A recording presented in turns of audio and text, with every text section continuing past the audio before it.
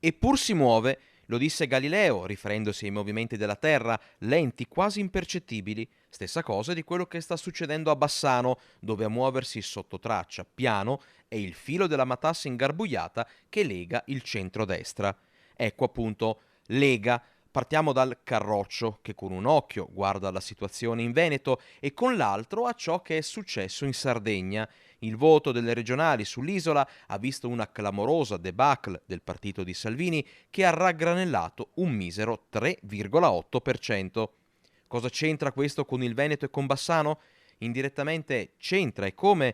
Perché, come risposta a una caduta così fragorosa, la Lega avrebbe già fatto sapere di voler dare una prova di forza a casa sua, in Veneto, e quindi anche a Bassano.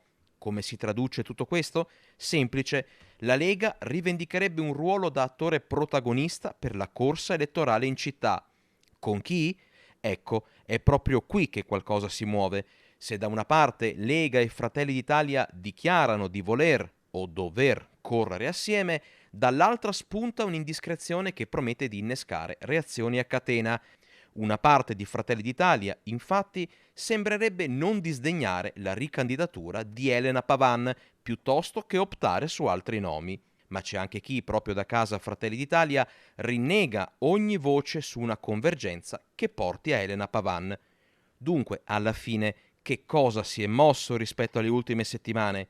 Il centro e l'idea di un grande centro moderato con impegno per Bassano. A proposito, il loro no sul nome Pavan resta irremovibile, con la Democrazia Cristiana e magari con Forza Italia e Lega, ma senza Pavan.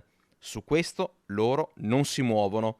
Sul resto qualcosa sì, ma siamo già a marzo e la città aspetta una mossa. A destra, uniti o divisi, basta che si muovano.